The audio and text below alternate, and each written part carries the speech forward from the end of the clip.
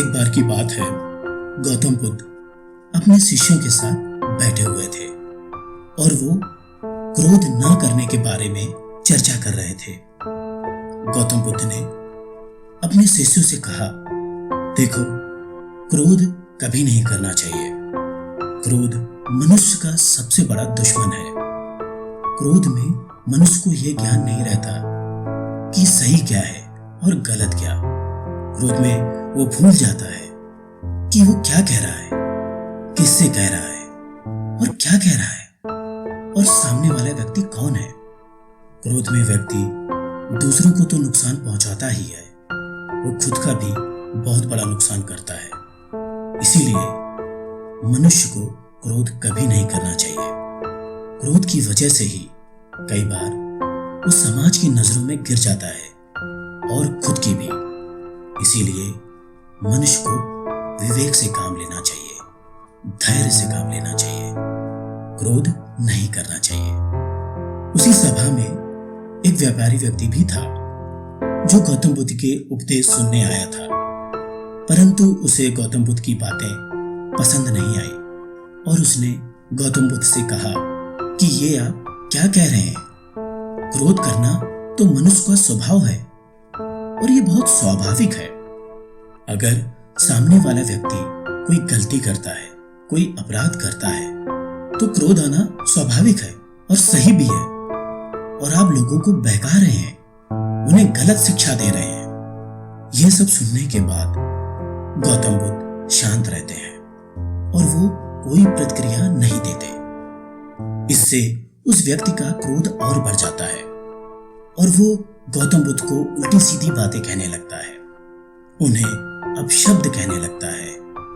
लेकिन गौतम बुद्ध बिल्कुल शांत रहते हैं, जैसे किसी ने कुछ कहा ही ना हो, जैसे कुछ हुआ ही ना हो। इससे वो व्यापारी व्यक्ति अचंभित हो जाता है, आश्चर्य में पड़ जाता है, क्योंकि गौतम बुद्ध ने उसके अपशब्दों का, उसकी बुरी बातों का कोई जवाब नहीं दिया, बल्कि कोई प्रतिक्रिया ही नहीं दी और शांत रहे।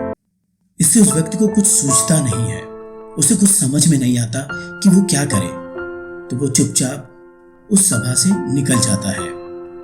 उसके जाने के बाद गौतम बुद्ध फिर से शांतिपूर्वक अपनी चर्चा शिष्यों के साथ करने लगते हैं। दूसरी तरफ जब वो व्यक्ति अपने घर पहुंचता है तब उसे एहसास होता है कि उससे कितनी बड़ी भूल हुई, उसने कितनी बड़ी गलती कर दी और उसने कितने बड़े महापुरुष के साथ इस तरीके का गलत व्यवहार किया। उसे बड़ा पछतावा होता है। वह मन ही मन निश्चय करता है कि वह सुबह होते ही गौतम बुद्ध से मिलेगा और अपनी गलती के लिए माफी मांगेगा।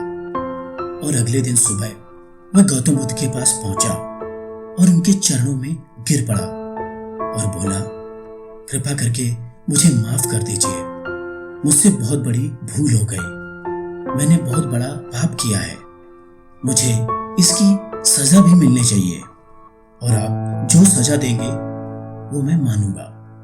गौतम बुद्ध ने उसकी बातें ध्यान से सुनी और उससे कहा, पहले आराम से बैठो, शांत हो जाओ और अब ये बताओ कि तुम हो कौन और ये क्षमा याचना क्यों, तुम ऐसी बातें क्यों कर रहे हो। ये सुनकर वो व्यापारी व्यक्ति बहुत परेशान हो जाता है और आश्चर्य में पड़ जाता है। वो कहता है कि ये आप क्या कह रहे हैं, आप मुझे पहचानते नहीं। अरे कल की ही तो बात है, भरी सभा में इतने सारे लोगों के बीच मैंने आपका अपमान किया, आपको अपशब्द कहे और आपको कुछ भी याद नहीं, आप सब भूल गए, ऐसा कैसे हो सकता है। ये सब सुनने के बाद गौतम बुद्ध मुस्कुराते हैं और उस व्यक्ति से कहते हैं कि देखो, कल किसने क्या कहा था, किसने क्या किया था, वो मैं सब भूल गया और हमें कल की बातों को कल में ही छोड़ देना चाहिए। वो अच्छा है या बुरा है उसके बारे में बार बार नहीं सोचना चाहिए। और मैं भी बीती बातों को पीछे छोड़कर आगे चलता हूं और ऐसा ही सभी को करने की शिक्षा देता हूं। तुम्हें भी बीती बातों को भूल जाना चाहिए और वर्तमान में जीना चाहिए। आज में जीना चाहिए। गौतम बुद्ध की ये बातें सुनने के बाद वो व्यक्ति बहुत प्रभावित होता है और कहता है कि आज से मैं आपका शिष्य बनूंगा। तो दोस्तों, हमें इस कहानी से शिक्षा मिलती है कि हमें कभी क्रोध नहीं करना चाहिए, क्योंकि क्रोध मनुष्य का सबसे बड़ा दुश्मन है। सिचुएशन कैसी भी हो, हमें हमेशा शांत रहना चाहिए और विवेक से काम लेना चाहिए। तो दोस्तों, मिलता हूं फिर आपसे फिर किसी नई कहानी या किसी नए टॉपिक के साथ।